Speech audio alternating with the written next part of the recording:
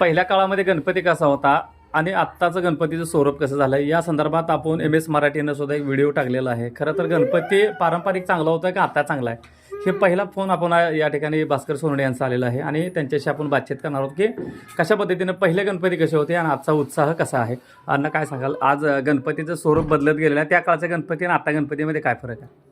त्यावेळेचे गणपती म्हणजे राईट टायमाला गणपती यायचे, ढोल ताशे पारंपरिक पद्धतीनं नाचवत हे करत लेझिम खेळत अशा पद्धतीने गणपती यायचे.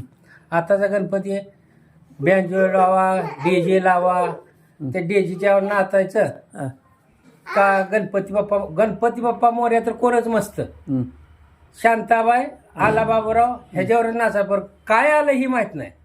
गणपती बाप्पा मोर्या आला गणपतीला हा तर विषय नाहीच. रोगराई वाढली, स्वच्छता नाही, गणपती बसवताना तिथं जनावर मेले. हा कसं थांबायचं? अहो गणपतीसाठी करा तर पारंपरिक करा. तुम्ही स्पर्धा लावा, गजीडोलाच्या स्पर्धा लावा, हलगीच्या लेझिमच्या स्पर्धा लावा. हा अनाथ बालकांना खाऊ वाटप करा, म्हाताऱ्या माणसाला काय नसेल त्याला पोच करा. हा गाय वासरांना आणून तिथं त्यांना चारा आणि गावातल्या जर ह्याने लोकांनी जर स्पर्धा भरवल्या असल्या तर त्यात कमिटी चांगली करा. ही माझा ती माझा करायचं नाही.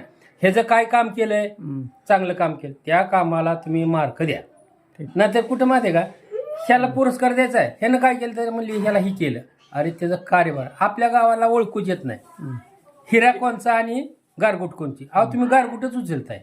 एक गाव एक गणपती संकल्पना कशी वाटते? एक नंबरचं एक गाव एक गणपती जर केला तुम्ही तर ह्या इतका मोठा खर्च वाचला जाईल.